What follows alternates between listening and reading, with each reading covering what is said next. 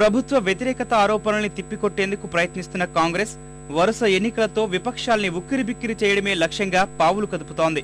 ఇందులో భాగంగా వీలైనంత త్వరలో అడ్డంకుల్ని అధిగమించి పురపాలక, స్థానిక సంస్థల ఎన్నికలు పూర్తి చేయాలని భావిస్తోంది.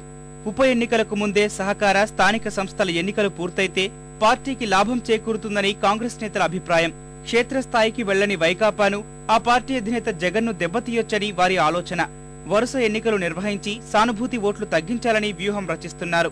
స్థానిక సంస్థల ఎన్నికలతో నాయకులు ఎవరిటో తేలిపోతుందని, తద్వారా భవిష్యత్ ప్రణాళికలు రచించుకోవచ్చని అంటున్నారు. స్థానిక ప్రజాప్రతినిధులెవరూ లేని కారణంగా ఎదురయ్యే వ్యతిరేకతంతా ఎమ్మెల్యేపైనే పడుతుందని, స్థానిక ఎన్నికలు నిర్వహిస్తే ఆ ప్రభావం తగ్గుతుందని వారి ఆలోచన. ఫలితంగా పార్టీలో కొనసాగుతున్న గందరగోళం, అనిశ్చితికి తెరపడుతుందని వారి అంచనా. అందుకే స్థానిక సంస్థల ఎన్నికలు 2 నెలల గడువు పెట్టుకుని పూర్తి చేయాలని కిరణ్ సర్కారు లక్ష్యంగా పెట్టుకుంది.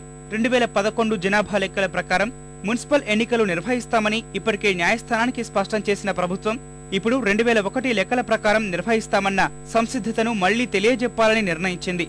సహకార ఎన్నికలను ఈ తరుణంలోనే పూర్తి చేయాలని నిన్నటి మంత్రిమండలి భేటీలో చర్చించారు. అధిష్టానము ఇదే అభిప్రాయంతో ఉన్నట్టు కిరణ్ సహచరులకు వివరించారు. ఈ ఎన్నికల నిర్వహణే చాలా సమస్యలకు పరిష్కారమని తెలియజేశారు. ప్రజల నాడి పట్టేందుకు సహకార, స్థానిక సంస్థల నగారా మోగించాలన్న సీఎం ఆలోచనకు మంత్రులు ఏకగ్రీవ మద్దతు పలికినట్టు సమాచారం.